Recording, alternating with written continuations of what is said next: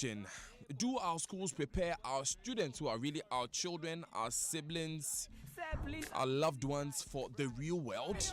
Is there a real link between what happens in the classroom and what happens in the boardroom or on site or in the factory? I'll be playing the full tape of Dr. Elsie Efa Kaufman shortly, but let me read this quote that I started with by Dr. Nimoy Thompson. He says that he asked this question: have you ever wondered what's in the textbooks that your children use in school? He goes on to say, it is possible, or it is likely, that we have been feeding our children dead knowledge, testing them on it, and celebrating them when they excel in what, for all practical purposes, is out of sync with what is happening in the real world. Dr. Yao Adutwum is Deputy Education Minister. He's joined us in the studio. Good morning, Doc. Good morning, sir. How are you? I am blessed. How are you? I'm great. Feeling very good. That's good to know. That's good to know. Doc, before we begin, you begin addressing some of our concerns. And of course, we won't just be exploring this issue. We'll also be asking you about the Obuasi Senior High Technical School sexual abuse case that came up and what has been done about it. That's also an update on the implementation of the double track educational system. The second track will be going to school in a few weeks. We want to know how ready we are. But that's not all that we're going to talk about this morning. We're also going to talk about this tape we found on Facebook of Dr. Elsie Efa Kaufman speaking on the KSM show. And this is what she had to say about our education system, using the example of the winners of this year's National Science and Maths Quiz. Yes, so I teach engineering students. And the engineers are supposed to be the innovators. They are supposed to be the ones to be doing the wonderful things to see us develop and so on. And year in, year out, I don't know whether we are achieving that objective, because we have too many of our inputs. You see, the inputs are the students from the high schools. And they come in, including the very ones that sit with me on stage. They are the best and the brightest. Mm-hmm. And yet, something is wrong with the education, because they are not able to translate all those theories, all those wonderful ideas, all that foundation into useful outcomes. This is a problem I have. Mm-hmm. Yes. Mm-hmm. So there's something not quite right. Yeah. And just recently, the winners of the 2018 National Science and Math Quiz went to see the president, and I was there. And the young men, one of them spoke very eloquently. They had been in a competition in Portugal, and you know, they won. So they are the best and brightest science students, but they couldn't do the competition. Wow. They didn't understand it, because they couldn't even understand and recognize how the equipment they were given worked. Wow. That's sad. So they know all the theories. So the young man said they can tell you everything about the theories, they can describe everything, they can explain everything, but they cannot apply anything. And that really touched me, and I see it with my students. So we need to rethink the way we are teaching and the way we are educating our young people, because they have so much potential, but it's not being translated into useful products, solution of our real life problems. Dr. Elsie Efa Kaufman speaking there. She's the quiz mistress for the National Science and Maths Quiz. Dr. Yao Adutwum is with me here in the studio. Good morning, Doctor, once again. Thanks so much for joining us. Good morning. Good morning. How are you? I think I've asked you how are you 2 times. Yes, but you can ask again. It's not a problem. It's good to be here. Yes. Let me ask first of all, what is the outcome that we want out of our education system? What kind of adults do we want when after they've passed through a Ghanaian school? Good. I just want to take this opportunity to thank your listening audience for listening to us, because without them we won't be here. So I'm very grateful for their attention. But that's a question that we should be asking the system. And that's why I always talk about that aspect of our education, where you have to really think through and say, what kind of person do I want coming out of my high school? And that then informs what kind of education system you create. Unfortunately, We haven't done a very good job at that. The good news, though, is that curricular reform is now ongoing. National Council for Curriculum Assessment has begun stakeholder consultations and to change the high school aspect of our curriculum and junior school, high school aspect of our curriculum. And that is the question that we need to pose to them and say, what kind of person do we want to come out of our schools? And with that, then you go back and fine-tune your education system so that it can produce that kind of person. I think I've seen the tape by Dr. Elsie. Yeah. And I say to people, this is what I've been talking about. She is right on point in terms of what her observation has been by being up close with our students and working with them and teaching engineering and coming out to say that the children that we are giving them from high schools are not fit for purpose. It's just a tip of the iceberg because if you look at what he was talking about, he's talking about students who are being taught to do rote memorization. And obviously, when you say this, somebody will say, yeah, it's the teachers. They are not teaching them the right way. But you see, in education, we have three things: curriculum, instruction, and assessment. Okay. And most of the times, we believe that you do the curriculum, you use it to instruct, and then you assess to find out if the students understand it. You see, at the classroom level, you can do that perfectly, and there will be seamless transition from curriculum, instruction, and assessment. Yeah. But when you look at the national education system, invariably, the assessment then determines how the people are going to instruct. So if you don't have a linkage where the assessment itself calls on the students to discover, they are not going to discover. So if you leave your assessment to the West African Examination Council, and the kind of questions that they are setting for us lend itself to rote memorization. Mm-hmm. And that is the pathway to the universities. Why are we surprised that the students are doing rote memorization? Because that is how you get to the university. That is how you pass the exams. So that's what's expected. Of course, because you see, it's not so much the expectation, but that is what is practical for you to do in order to get to the universities. Because our school system has been based on the idea that you move up from one level to the other, ultimate destination, to the universities. And if the exams lend itself to rote memorization, then teachers are going to teach according to that. Because at the end of the day, they want their students to pass the exams. So this new dispensation that fortunately NACA is going through now is enabling us to rethink the whole thing.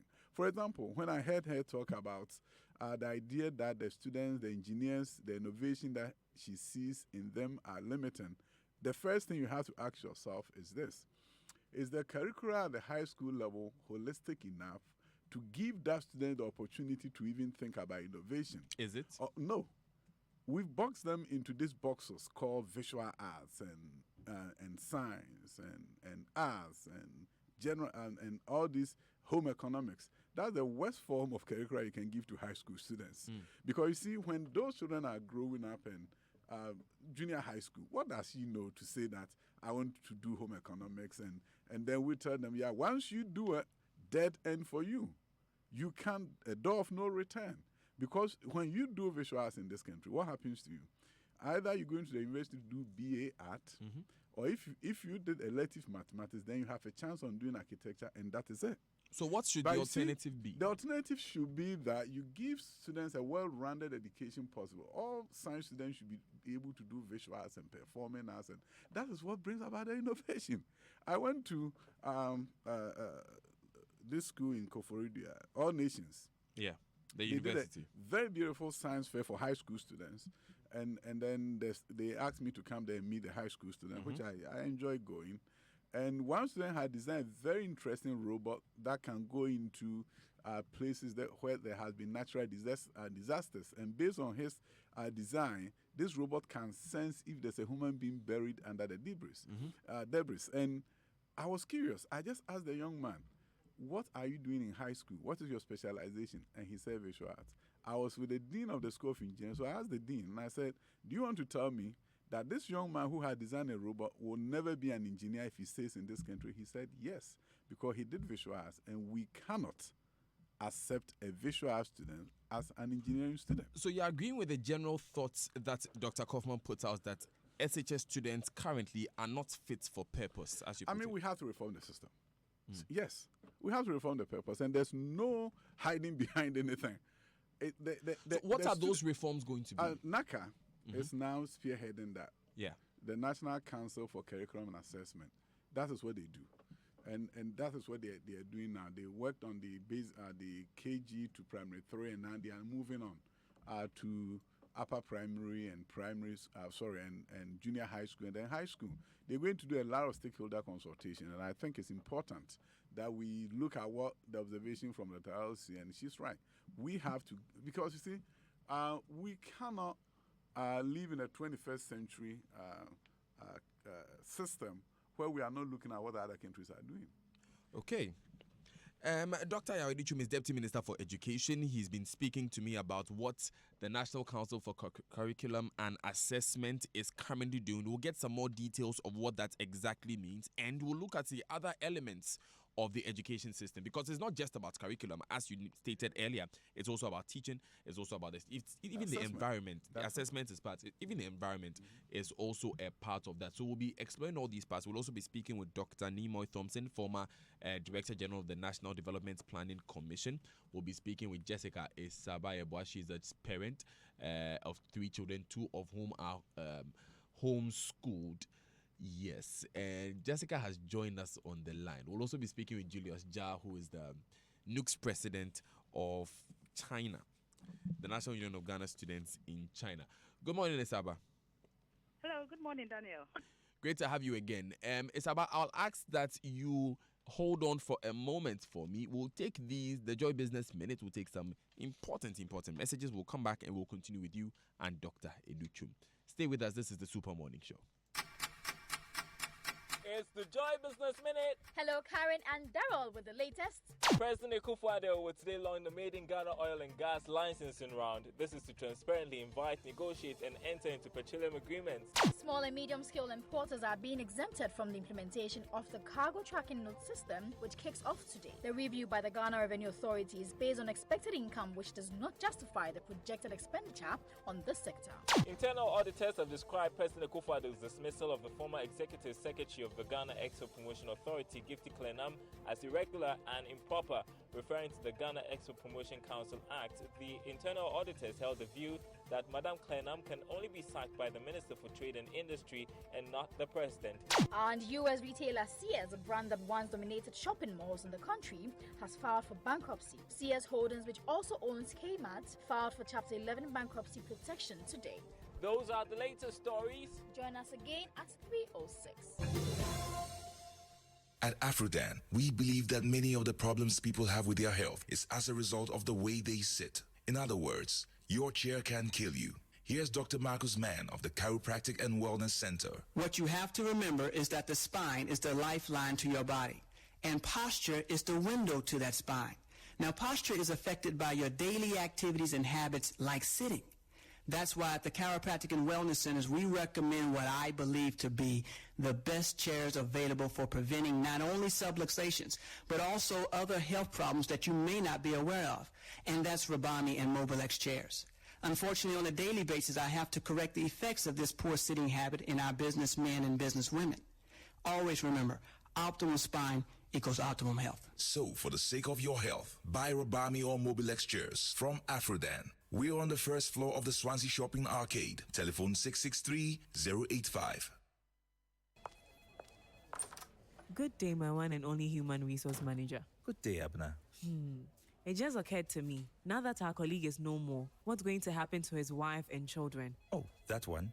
The company has a unique Glyco Group comprehensive insurance cover for staff. And the good news is that Glyco Life has already paid a claim for our late colleague, so his family will be well taken care of financially. Wow, this is so relieving to hear. Yes, the Glyco Group comprehensive plan provides a 24-hour adequate group life cover for employees or members of associations. Should any employee be injured in an accident, suffer disability, terminal diseases like heart attack, stroke, kidney failure, or even death, Glyco Group comprehensive plan will pay substantial benefits to them or their beneficiaries. Moreover, the plan also takes care of our company's legal liability under the Workmen's Compensation Act. Abna, close your mouth. I'll Amazing. Keep up the good work. So, my fellow corporate human resource managers and executives, call Glyco Life on 020-422-113 or 050-125-6336. Email to customer services at glycogroup.com or grouplife@glycolife.com to have your employees covered under the Glyco Group Comprehensive Plan.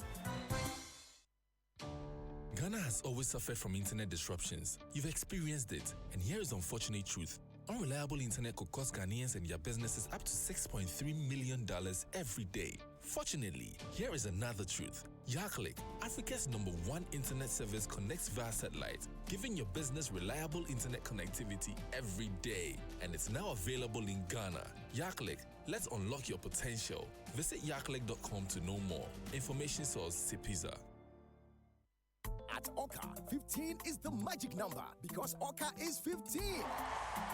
From now to 10th November 2018, we're giving you up to 15% off on everything you buy at Oka. That's up to 15% on sofas, beds, coffee tables, chairs, kitchenware, dinner sets, mugs, toys, decorations. Ooh. Well, what are you waiting for? Get to Oka now and start shopping. Locate Oka Decor at Spintex Road, Accra, and visit our website and Facebook pages for more information. Let's make memories together. Think home, think Oka.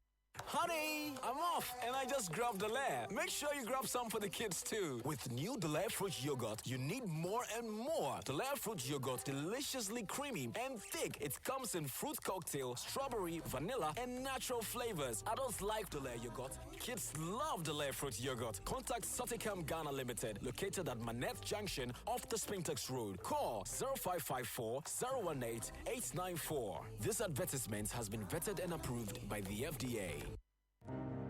There's a reason everyone talks about togetherness, the strength in numbers, the longevity of community, the success togetherness brings. So it's a good reason that the Ghana Stock Exchange set out to bring companies and investors together to foster business growth and fuel individual wealth creation together. Because when we come together, things work for everyone's good. Raise long-term capital for your business or buy shares on the Ghana Stock Exchange today and see the prosperity it brings to all. Visit us on the 5th and 6th floors, City House, Liberia Road, or call us on 0302-669-908 or 669-935 or visit www.gse.com.gh or talk to a licensed stockbroker for more information.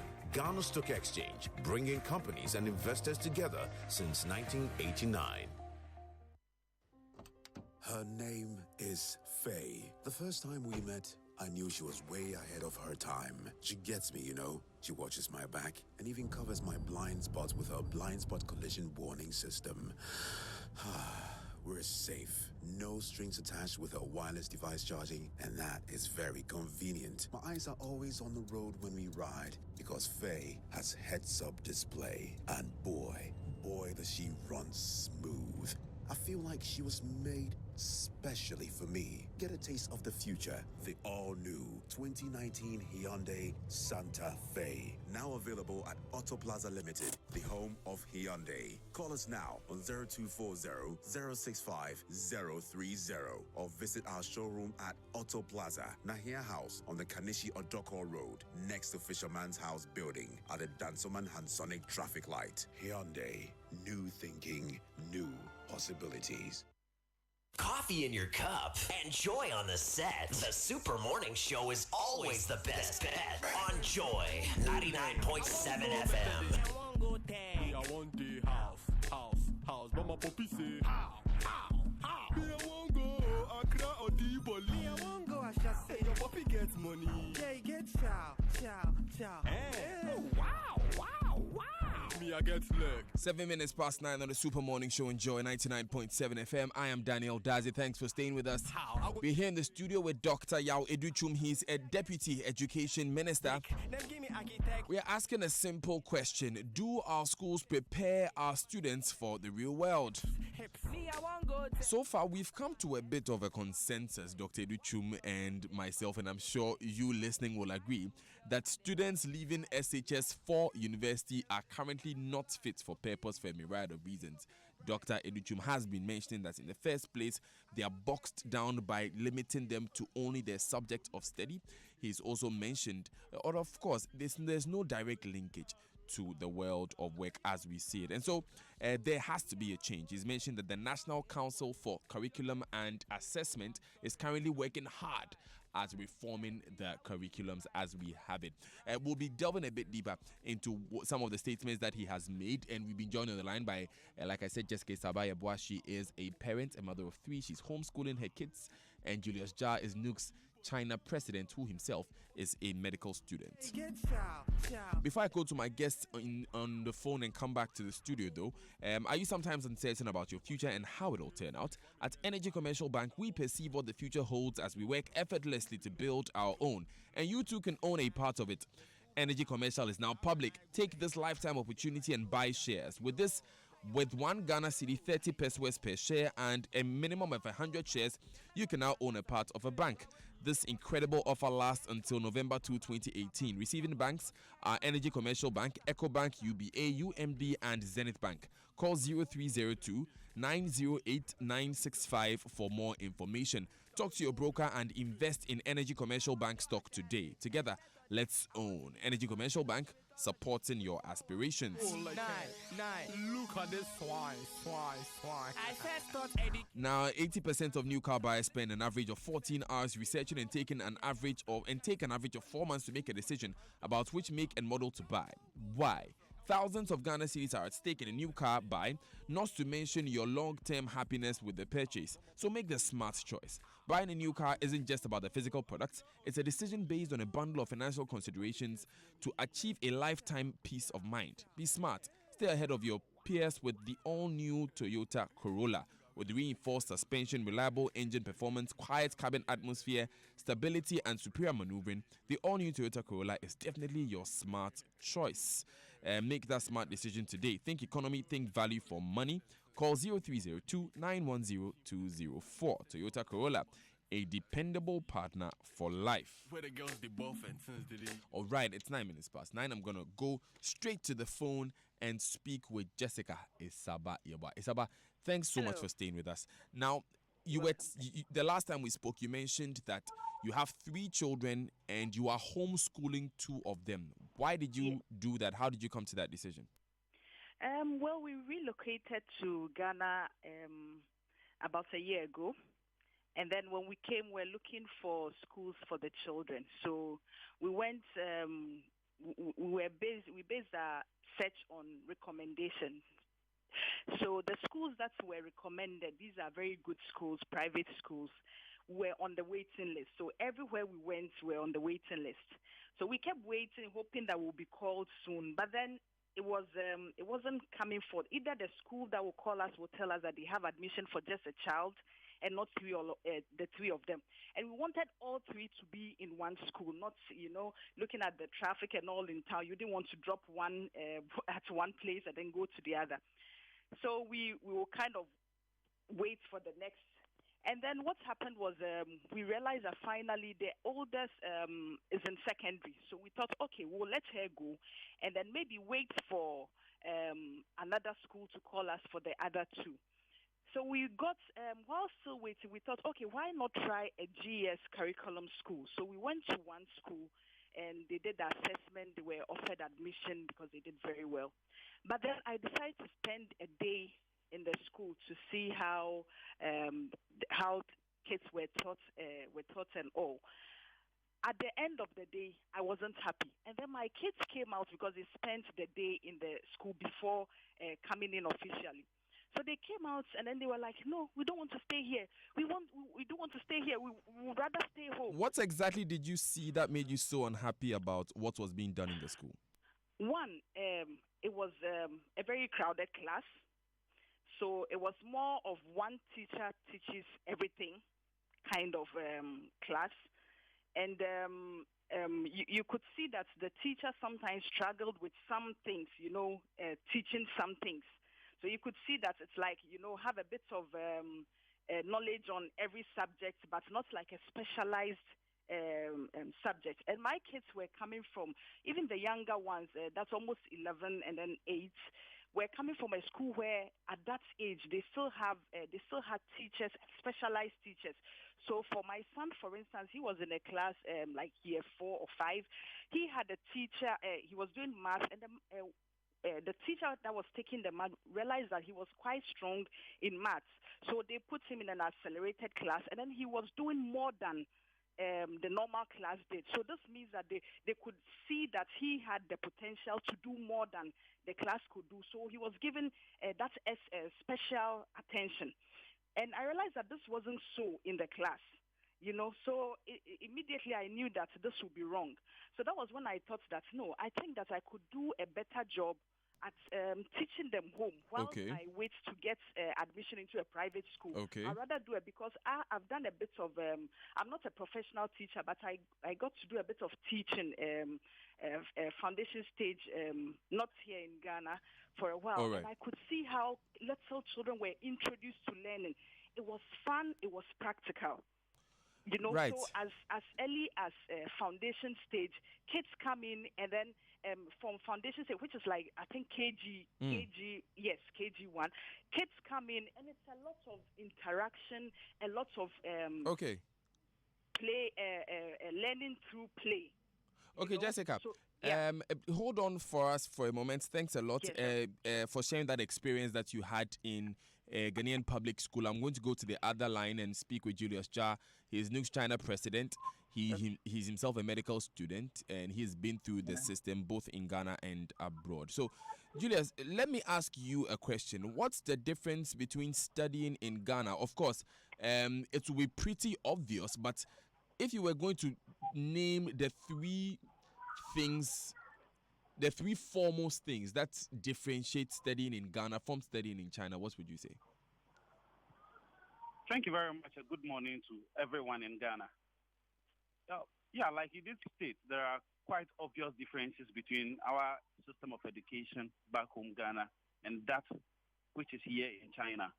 The three main differences, I'll point to one, the general structure of the system. In China, a lot of attention is focused on technical education, acquiring of skills, and development of mental ability of each child. So you'd realize that in Ghana, whilst we pay so much attention to a lot of our reading courses, in China, their focus is on courses that help to build the nation. The more technical courses. Hence, you realize that we have a lot of technical universities which tend to train personnel able to build the country. Another difference that you clearly see is the level of importance attached to education in China. You would realize that when it comes to the comfort given to the students, education here, I will not even call it a privilege. I think that they see it more as the right of the citizen. And so you realize that their classrooms are very comfortable, first of all.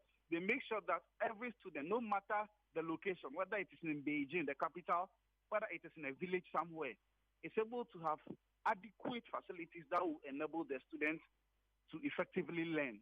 So you realize that the structure is also different. Then, of course, the syllabus, like I said earlier, it's also different. So basically, there are quite some few differences between the structure we have back home in Ghana and what exists here in China. Julius, I'll come to you, but the three things you mentioned were a focus on skills acquisition and technical education. You also mentioned environments that the school is in generally and the provision of facilities, right?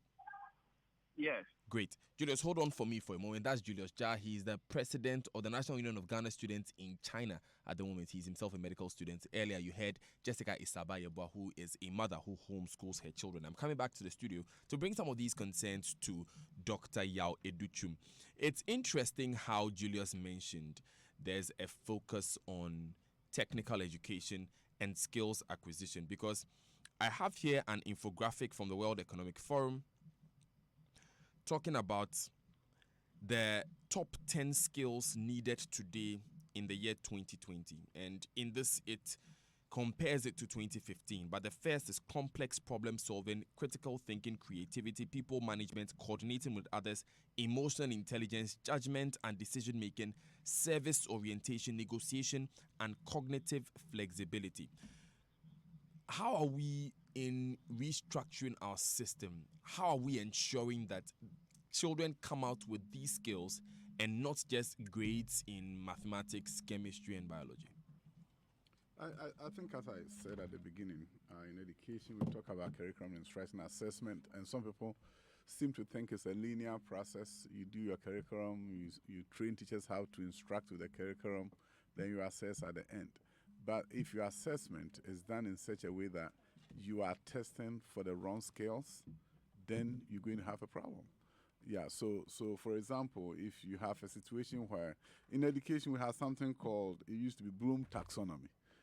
Just the level of rigor. You can, if you're educationist and you've been trained as an education administrator, you can stand in a room, see a teacher teach, and the kind of question they ask, and be able to know whether they are teaching at the comprehension level or at the abstract level, where he's really challenging the children to think and innovate, where they allow the children to think through and then bring out a solution, learning how to think, and within the classroom, or they are just encouraging students to just do rote memorization. If as you see around us, in most cases, we have prep books, right? You take the prep book, you can memorize, and then you sit for the WASI and you pass. That is not the kind of education that will prepare our students very well for the 21st century. So you really have to begin to take a look, as NACA goes through its work, begin to take a look at the assessment type. It shouldn't lend itself to memorization. Because if it lends itself to memorization, the students will memorize. That's the easiest way to pass the exams. But if the questions are set in such a way that you have to really think through, and if you can't think, you can't answer, then teachers are going to focus on teaching the children to think and not just to memorize facts, so to speak.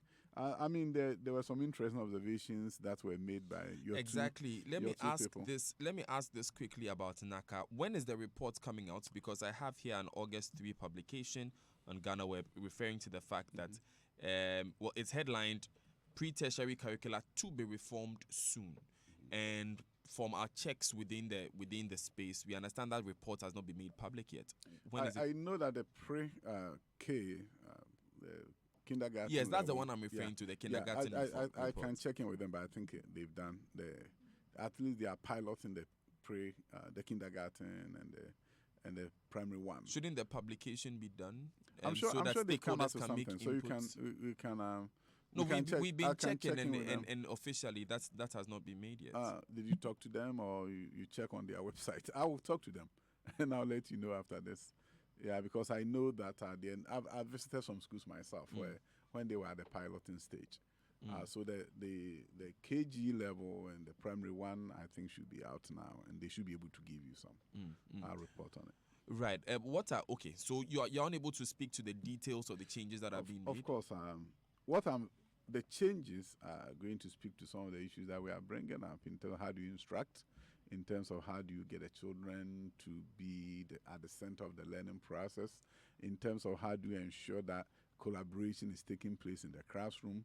So your whole classroom orientation in terms of how students are even seated, all that should be factored into the discussion as to how, because you can't talk about getting students to become collaborative learners and thinkers if they are sitting by themselves.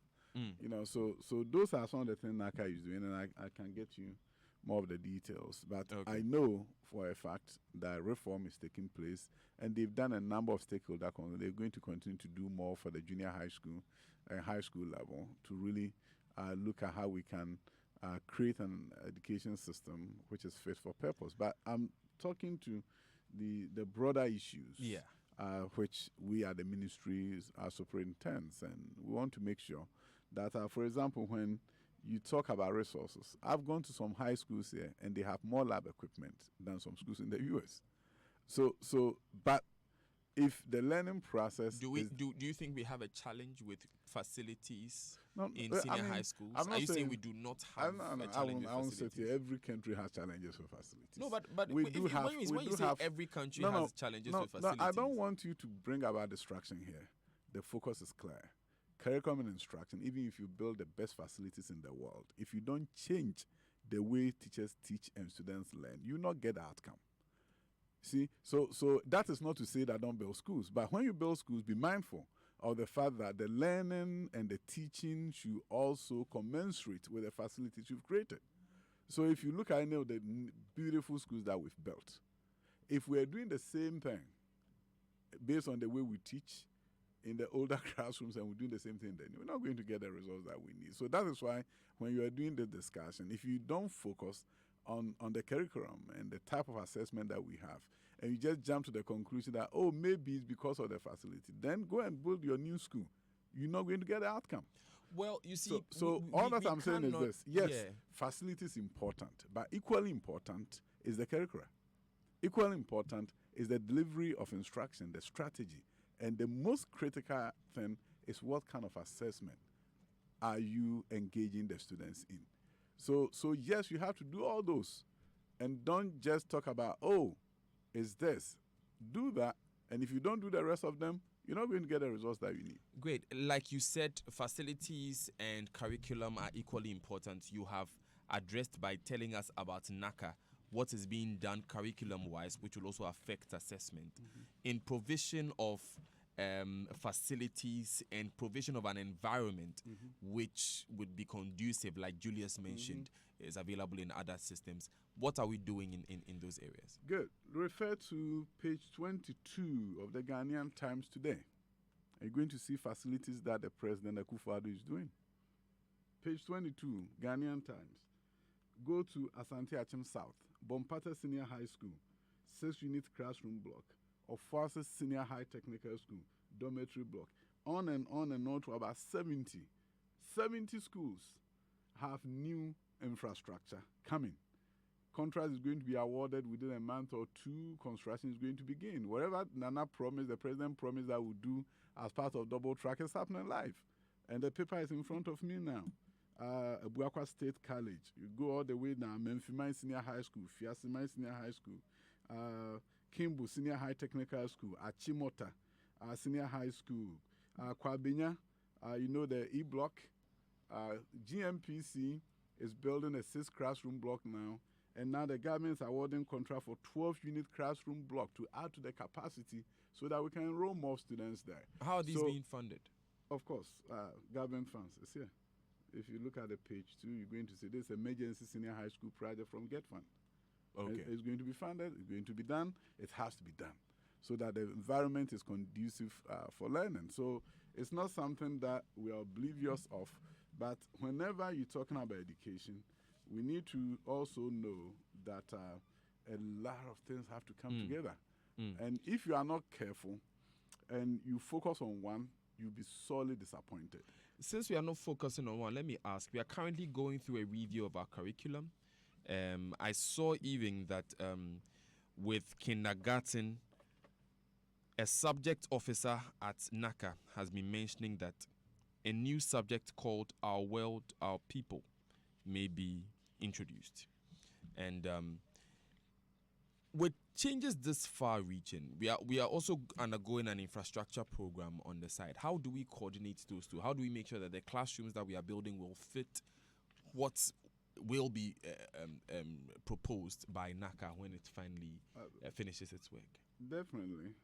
What we probably need to realize is that the Ministry of Education is in charge of all the 21 agencies.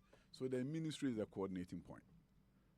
Ministry is a coordinating point for all the other agencies, and they have constant meetings with each other. They have directors meetings where they come and take a look at it. They have infrastructure committee that meets with reps from all these different agencies, NTC, NIB, NACA, Ghana Education Service. They come together and look at these issues and see how best they can address that together and not as separate entities. So the coordinating point, of course, is the Ministry of Education that ensures that we can do a better job bringing all the agencies together for the betterment of our schools. But the curriculum, for instance, for SHS is not, the new one is not finished yet. Oh, no.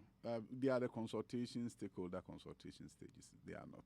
But they obviously are looking at the challenges with the current system. And as I said, I don't believe that any student should be confined to visual arts and say that's your career pathway. No. Everybody should have the opportunity to do visual arts because it opens up your mind to the possibilities, to your imagination. The science students should be the best people to do visual arts as a subject because it opens your mind to the creativity and all the other things that we want to see. If you talk about music, if you go to other jurisdictions, The students of engineering schools, for example, take a class in music. It has a way of really conditioning your mind to be more creative. So bottom line is, I'm hopeful that with the work that NACA is doing, with the leadership that is being provided by the Minister for Education, things will begin to change. Because if you look at Agric, for example, this year we saw that the number of students that are selecting Agric has plummeted. And you see, many years ago, agricultural science was a course. And then if you want to do agric at the university, you have your biology, you have your chemistry, you go and you do agric science at the university. Curriculum somehow was changed some years back. The unfortunate aspect of it is that they made agriculture a specialization, and you had to do animal husbandry and all these courses, right? The universities are saying that they don't want those students to do agric at the university. They are not accepting them. Okay. So things are changing so that we can really sync high school with work and with university. Dr. Adutwum there, he is Deputy Minister for Education. Earlier you heard from Jessica Isabaya, she's a mother, and you heard from Julius Jar, who is a student. So we'll take these important messages. When we come back, we'll go back to Julius and Jessica, and we'll ask if the changes that are being proposed by Dr. Adutwum and the assurances he is giving that the curriculum is being reformed, infrastructure is being provided, if those are assuring enough for them. And we want to ask you also if you believe we are going in the right direction. 0244 340437. That's the WhatsApp number. You can also tweet at us at Joy997FM. Go on our Facebook page, Joy 99.7FM. We'll be back after these messages.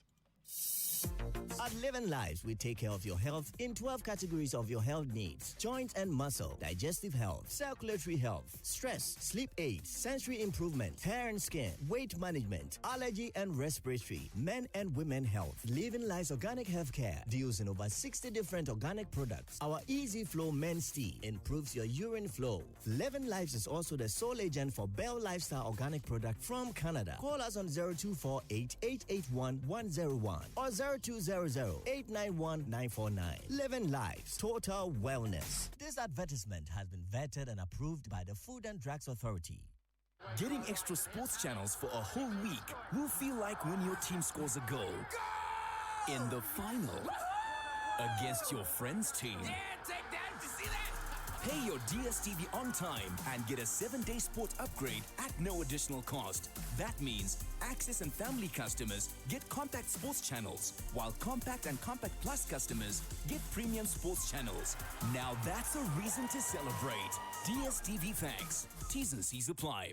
Airtel Tigo is undergoing a nationwide network upgrade so that we can provide you with wider coverage, faster internet, and super clear calls. This network upgrade is going to be a smooth one. However, in situations where you have a network challenge, such as no service or emergency, kindly visit any Airtel Tigo shop or SIM upgrade center nationwide to upgrade your SIM for free. You can also call Airtel Tigo on 100 or 0277 551 000 or 0260 000 100. For more information, as we fully round up on our network upgrade. This upgrade will not affect your Airtel Tigo Money account, airtime, or phone contacts. It's what we've all been waiting for, as we give you a bigger, better, stronger network that gives you the most. Airtel Tigo.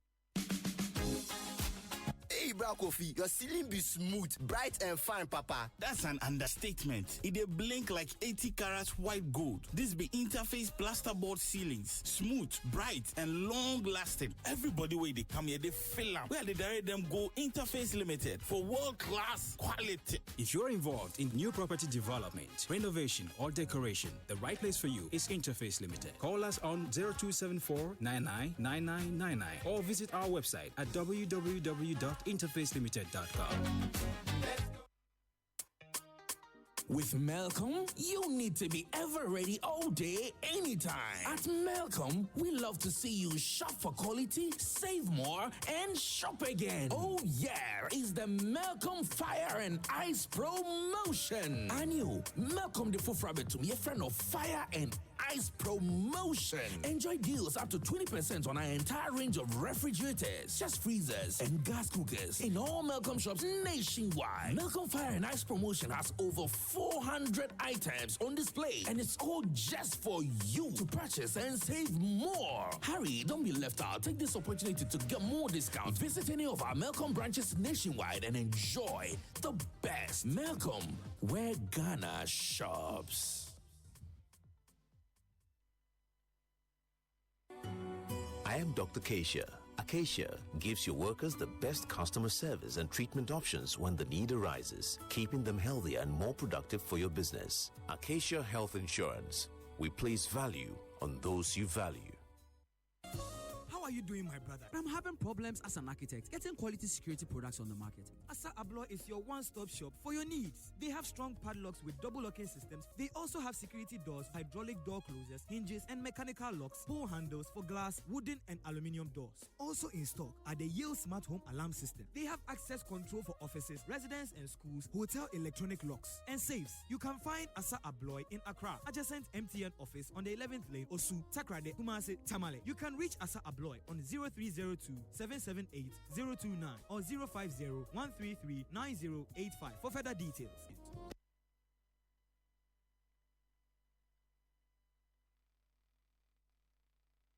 It's the most action-packed breakfast show in town. The hottest music, the best giveaways, the great interviews, and all the laughter and fun you can imagine. Don't miss the Super Morning Show on Joy 99.7 FM. It's the best breakfast show in town.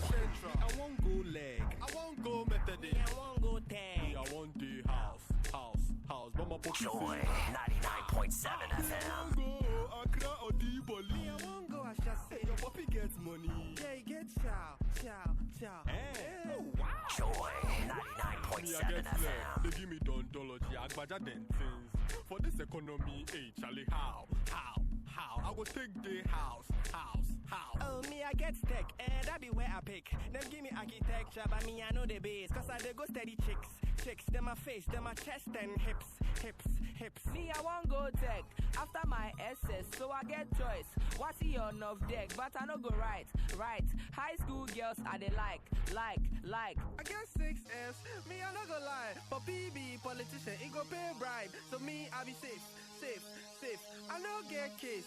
Hey, you your own good, oh, me I get 8 A's, but my father is broke, so he know they fit pay. Oh, Charlie, the hard. Charlie, your puppy blast. Me, I won't go Zenith, then dog A Polly, with your grade 43. Oh, I'm sorry, then don't even try. Sir, please, I will give you bribe. Me, I won't go Central, I won't go leg, I won't go Methodist, I won't go tag. Me, I won't do house. Mama Poppy say, how?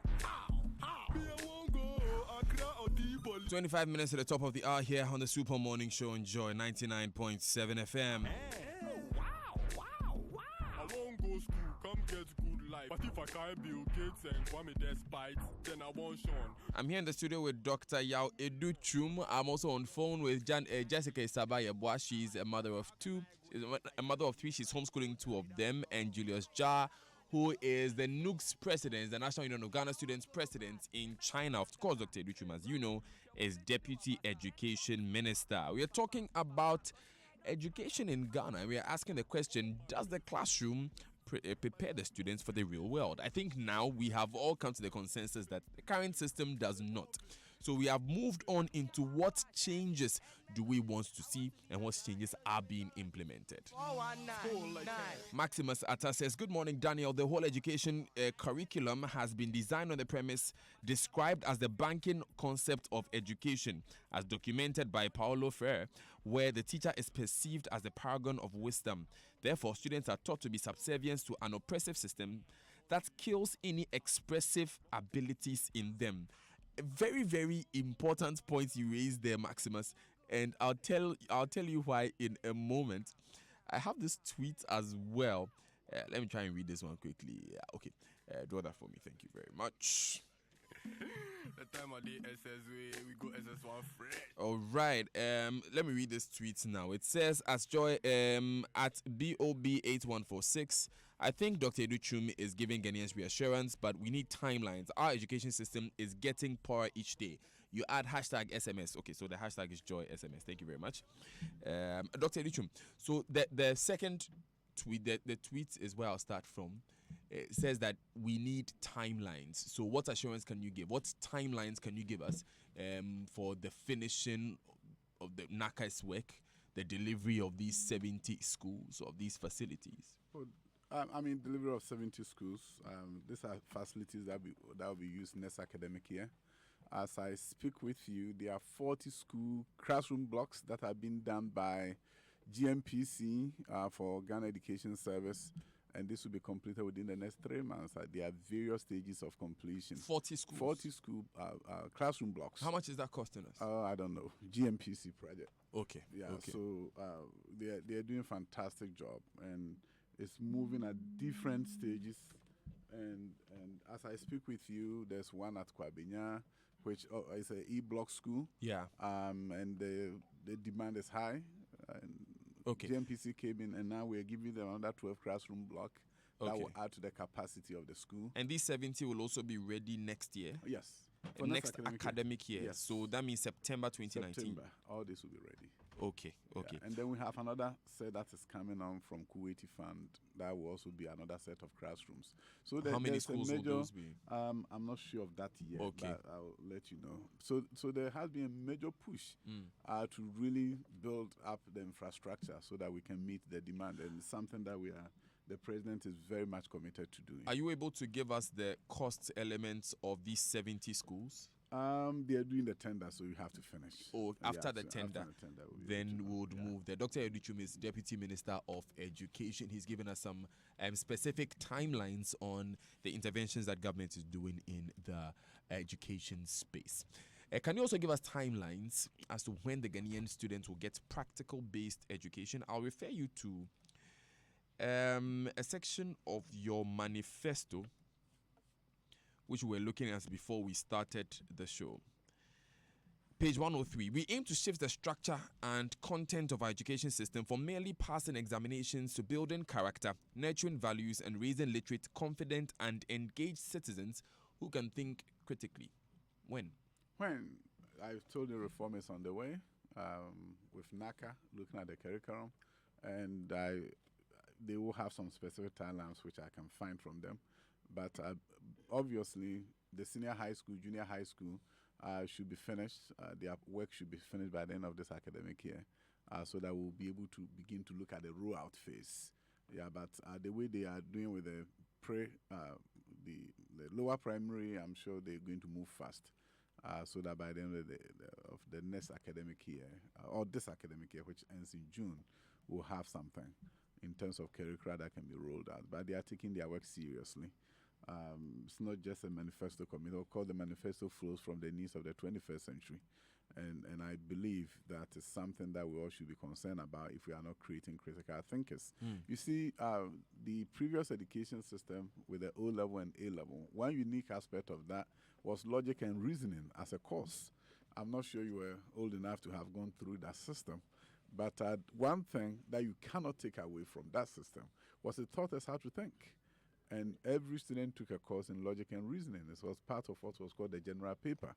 And with the removal of that, the logic and reasoning did not surface anywhere. It's interesting you mentioned the old system.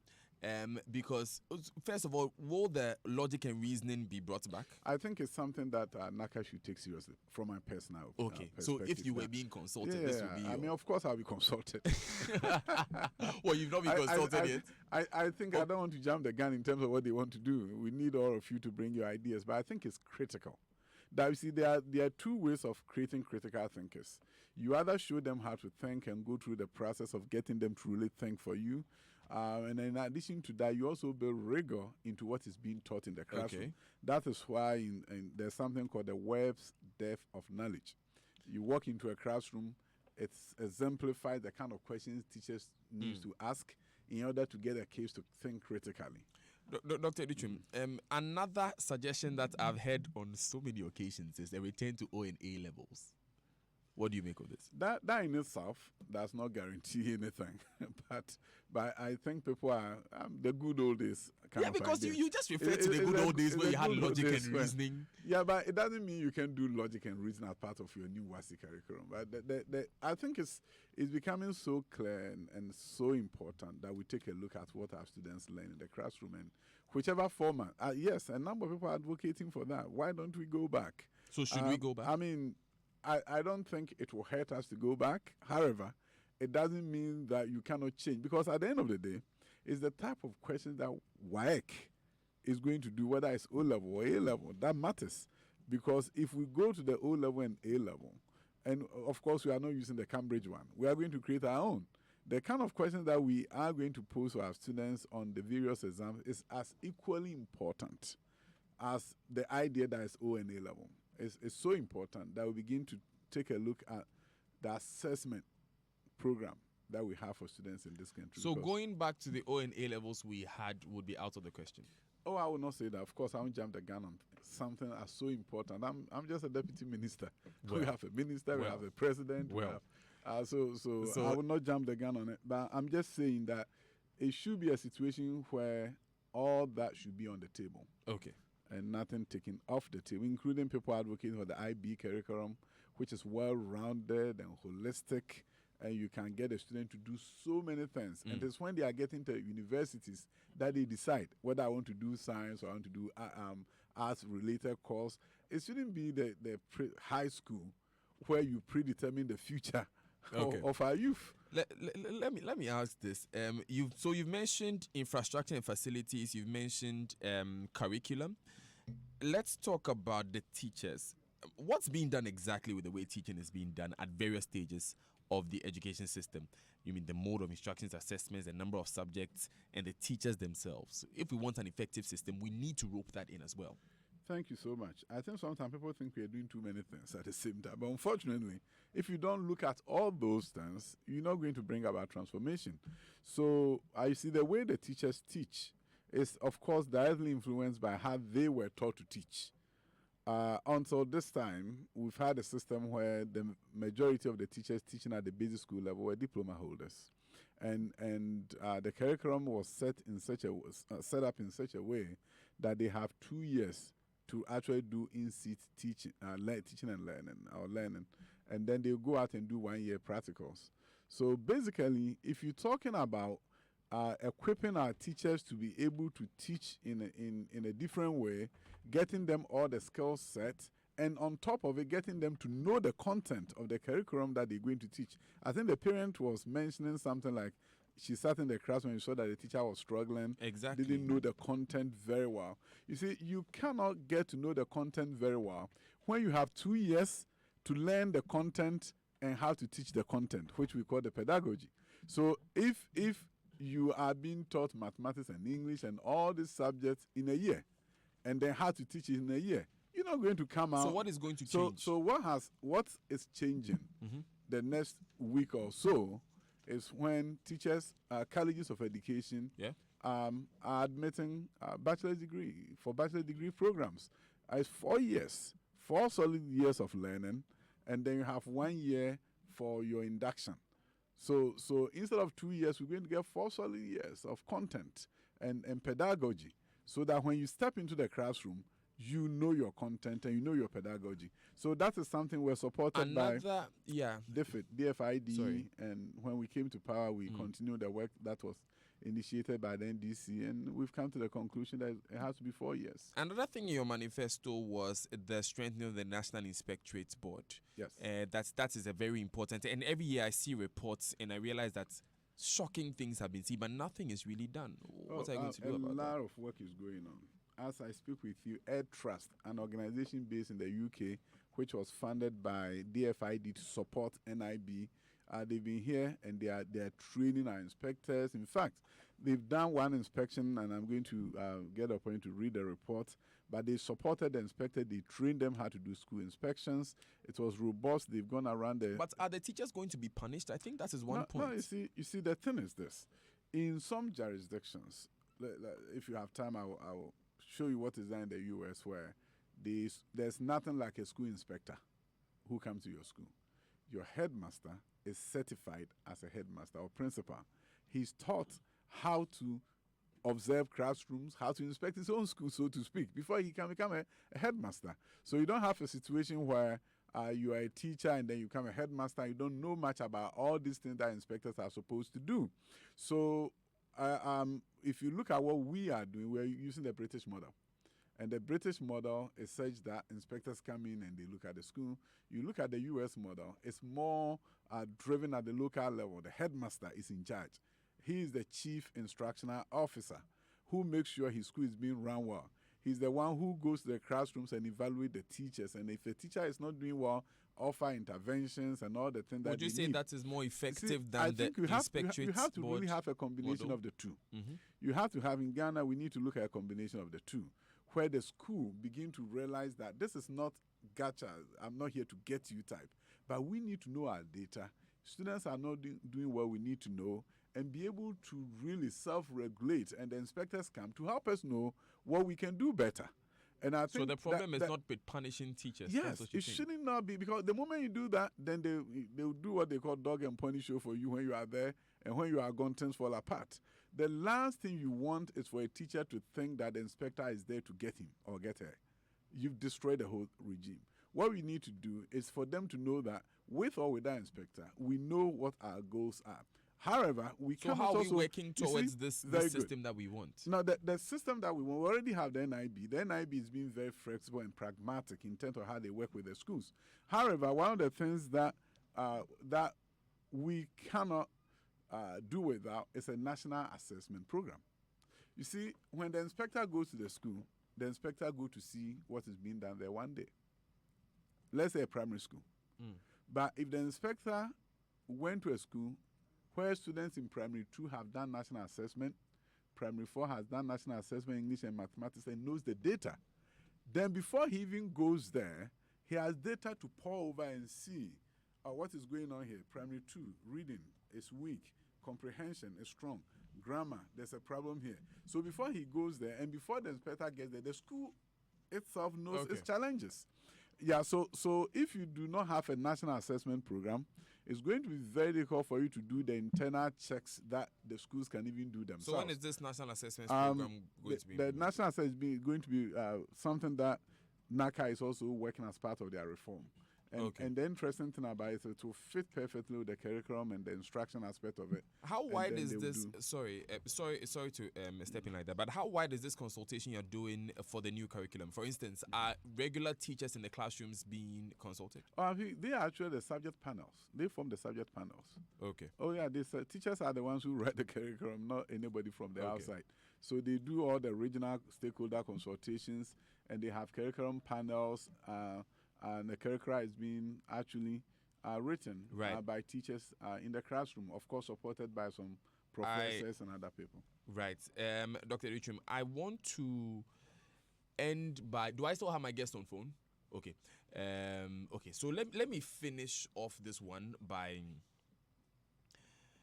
Let me finish off this one by asking about the updates that we alluded to earlier, the Obuasi Senior High School sexual abuse story. Some teachers there wrote a petition to the GES that the girls were being passed around. This was after a 17-year-old was allegedly sexually abused by a 46-year-old housemaster. You said being passed around, I don't Yes, understand. the girls are literally, the teachers are, multiple teachers are having sex with various girls. So they are being passed around, if you know the expression.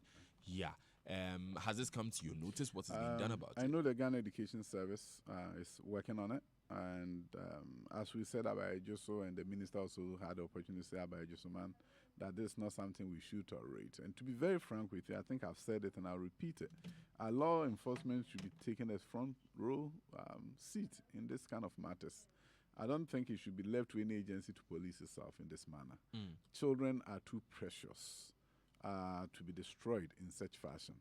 And I think it's important that the DOFSU, it's important that the Gender Ministry and looking at child protection, there are a number of things that should be done. Ghana Education Service, of course, is doing has been very swift on these matters in recent times.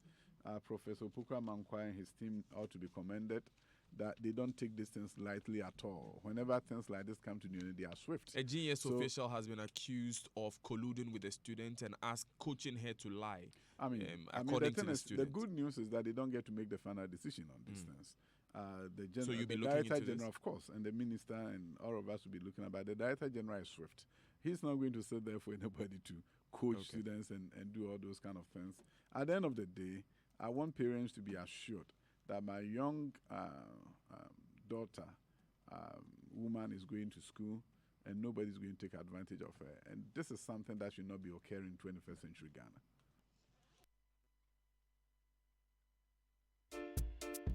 Thank you very much, Dr. Adutwum, for joining us. He is Deputy Education Minister. Earlier, you heard Isaba, Jessica Isaba Yeboah, a parent, and you heard a student, Julius Jar, who is also President of the National Union of Ghana Students.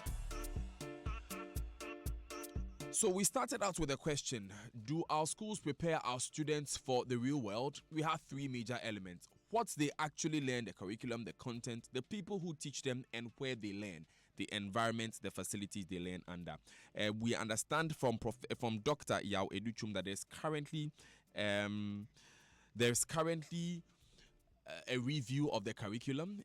We should expect something by the end of this academic year. He said that 70 schools, SHSs, are being put up by the beginning of next academic year. Some 40 additional facilities. Well, additional facilities will be provided in these 70. Some 40 additional facilities will be provided in 3 months through GNPC.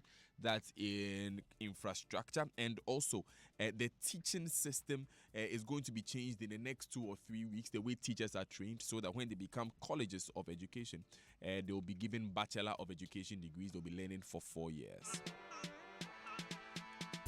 Now, Dr. Adutwum, I've been instructed by my production to tell you that this is just the beginning of a bigger conversation on how competitive our education system is. And I've been asked to tell you that we will be bringing you back this week to further the discussion. I would love to be back because we are going back to the international assessment. We backed out a few years ago when we were the last but one. And we said we are we were the last. OECD's education rank. We were the last. And then we decided not to go back. We are going back. We have to compete. What will we score? We'll win. Okay. Because by winning over the Asian countries? No, I mean, I've taught Asian students. I've taught and I built schools where, and I'll tell you this thing. When you come to one of my schools, the first 4 years, we have Ghanaian students there, we have Asian students, we have Latino students, we have African American.